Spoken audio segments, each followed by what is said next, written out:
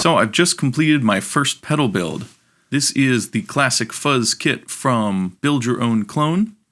It is a souped up fuzz face with a bias control, as well as a selectable low cut or low boost. The original fuzz face was released in the 60s. It was modeled after the Tone Bender. They were both very early guitar pedals, some of the first guitar effects ever made. The original pedals were only battery operated, and when the battery died, it started under-biasing the circuit. It starved voltage to the transistors. So this has that built in, except that you can do it with a knob. You don't have to do it with a dying battery. That's quite cool. You can get a lot of nice sputtery and fun sound effects or sort of bit crusher kind of sounds. It's a very simple circuit. It was easy to build, and I'm going to show you how I built it with a complete time lapse as well as how I painted it. But first, we're going to jump into some music, and I'm going to show you what it sounds like. I used it on both the rhythm and the lead tracks in this song and got a few different sounds out of it, but this pedal can do a lot of different tones, and if you'd like to see me just play through and show you what this pedal can do, maybe I'll do that in a future video. Let me know if that's something you're interested in. And as always, if you're enjoying my videos, please like and subscribe. It does mean a lot. I will have a link in the description to where you can find this kit, as well as check out the other pedals over at Build Your Own Clone if you're interested in doing some guitar pedals. So let's get into the jam.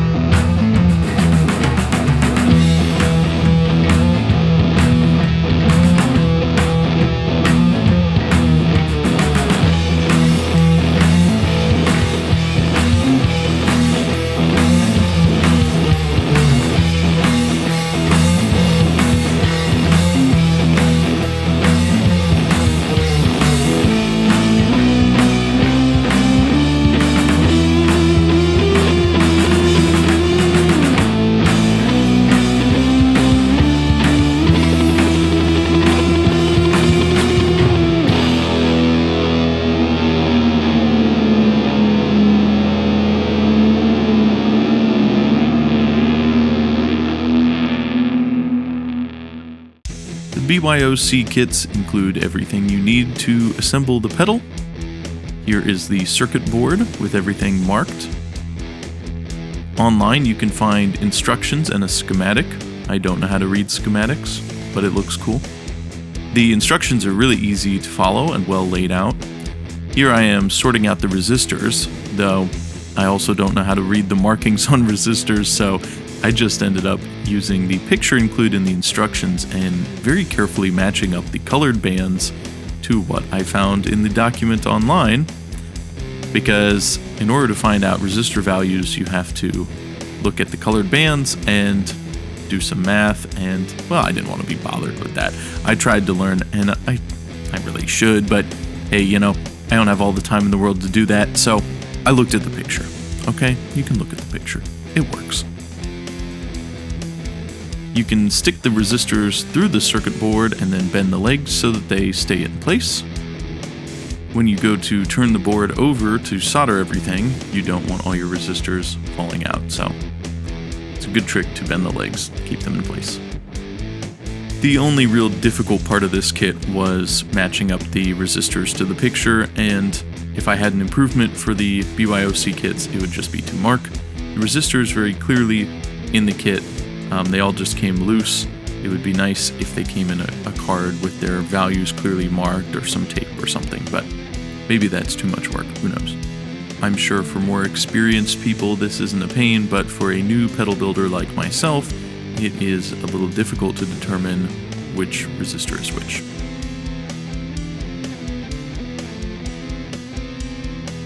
At this point, all the resistors are in place, and it's just a matter of going around with the soldering iron and soldering them in. I keep the soldering iron at its max temperature, and I just touch the pad for a second and then flow the solder into it. You want to achieve a nice, shiny, and smooth joint with no signs of cracking. This will ensure that it is not noisy and that you have a good connection. If you don't have a connection on one of these, then the pedal may not work at all, and that would be a pain to go through and sort out. So double check each joint that you have a nice, shiny, clean looking connection for the best results, or for any results at all, that is. After you've ensured all your joints are solid, you just want to go around with some kind of clipper and snip the leads close to the joint without damaging the joint, of course. Here is the board after all the resistors have been successfully installed. Here I am just cleaning up some of the solder joints on top where not enough solder was flowed into, and I just want to double check and make sure that they have plenty of solder and have a solid connection. When populating the board, it's good to work from the shortest components to the tallest, and that's exactly what we are doing here, starting with the resistors and then next onto the two transistors, which are both the same in this kit. There's also an N4001 diode, which is polarized, and so that needs to be installed in the correct orientation. There is a mark on the circuit board and on the diode to do that. The transistors also need to be installed in the correct orientation, but between the shape of the transistors and the marking on the board, it's fairly easy to sort that out. And now on to soldering the transistors in, much the same way as we did with the resistors. Here are the transistors all fully soldered in. Next, onto the film and ceramic disc capacitors. These are all clearly marked between the board and the cap, and they have no particular orientation. Here are the first set of capacitors installed and soldered in, and now onto the aluminum electrolytic capacitors. The electrolytic capacitors are polarized, and you can tell their polarity by looking at the long leg and installing it into the correct shaped hole.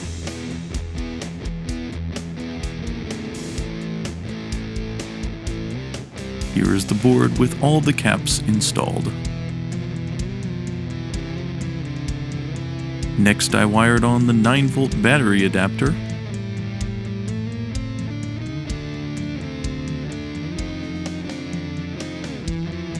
Here I am soldering on all the appropriately sized leads for the input and output jacks, the AC adapter, and the switch.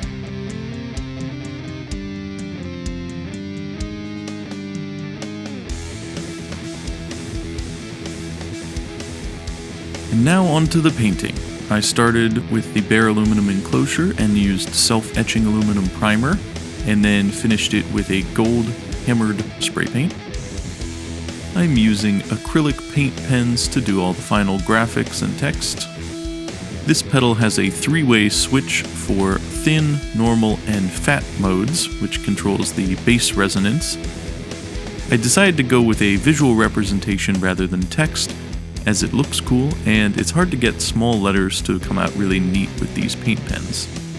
Now I'm adding the text for the functions of the knobs, and it's important to have the knobs in place before you do this, otherwise you could put the letters too close and then be covered up by the knobs, and that looks sloppy.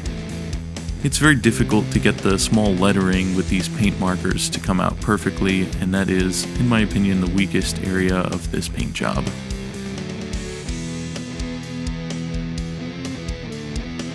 After completing the text, I moved on to decorative pointillism, starting with a gold marker. As you can see, this part requires many dots, and it took quite a while to get 4 layers of color in the end, done with all these many dots. I wanted it to be somewhat random, but also neat. The dots wrap around the 2 diagonal corners here, as well as the sides of the pedal, creating a cool 3D effect.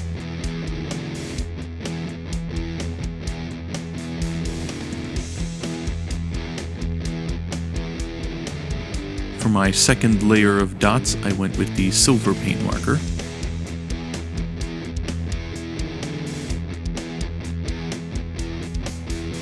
The third layer I did in a beige tone.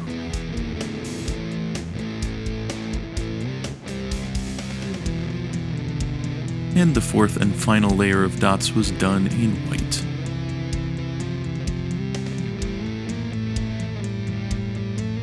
Here I am giving a name to the pedal.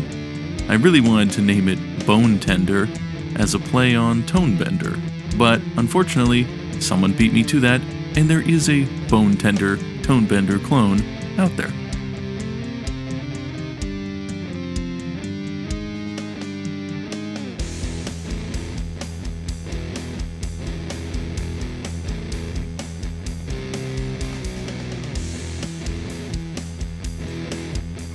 Here I am adding my sick monogram right to the front of the pedal because I built this one.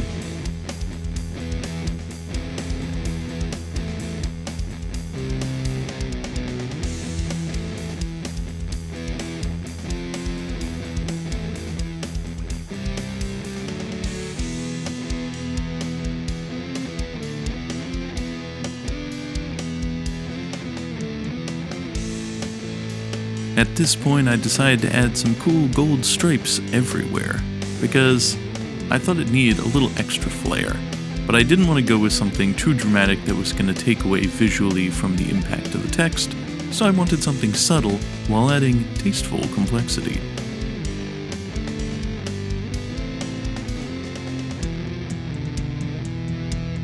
I also added some gold highlights to make the text pop a little more. And then I went over the control knobs with gold for some reason, and I was reasonably satisfied with it. No, I wasn't. I wasn't satisfied at all. So I went back over those with black again later. And now, I think they look a little bit messy, but I'm gonna just have to live with it. Here is the gold highlighting on the Buzz bass name. Here is some more gold lines.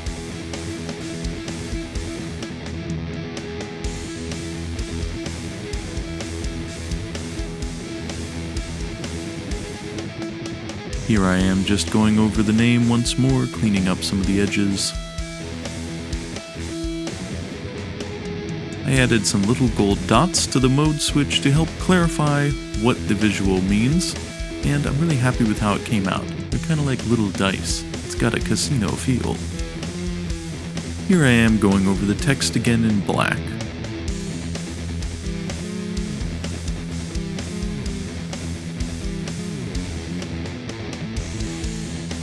Here is the pedal so far.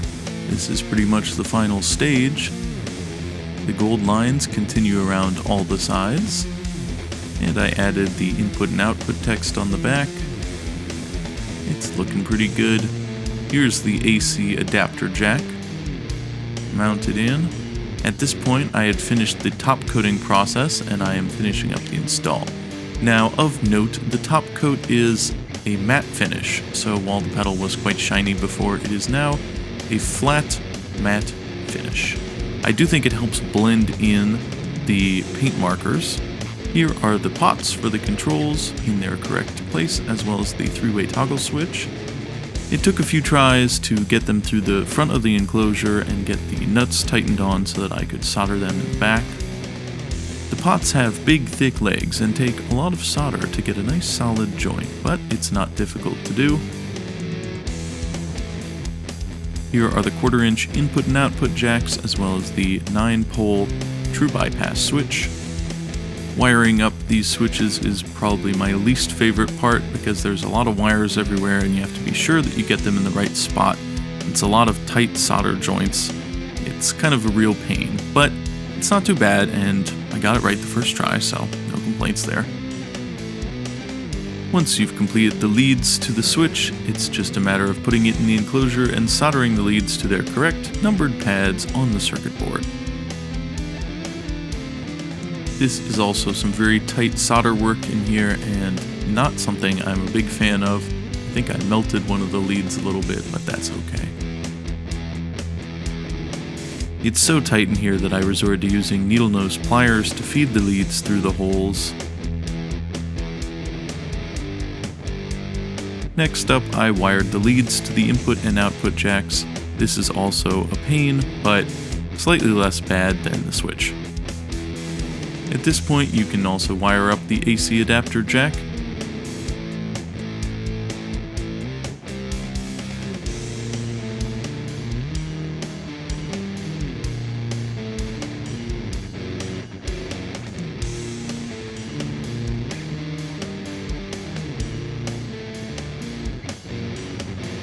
Here's the finished circuit board with everything wired up, and now it's time to assemble the rest of the pedal and test it out. I was very careful wiring this, and so I didn't have to troubleshoot anything, but it would be a real pain if I did, so I'm glad it worked the first try. Overall, this was a pretty easy build. If you're handy with a soldering iron and can follow instructions, you can do it too. I had a lot of fun and learned a lot. I would recommend a Fuzz as a first build because it's a fairly simple circuit, and Fuzzes are a lot of fun and unique sounding pedals. I'm quite a fan of Fuzz, so I'm always happy to have another one. I hope you enjoyed this video, learned something. Maybe it inspires you to make your own pedal. I'd love to hear about it. Stay sick, and I'll see you in the next one.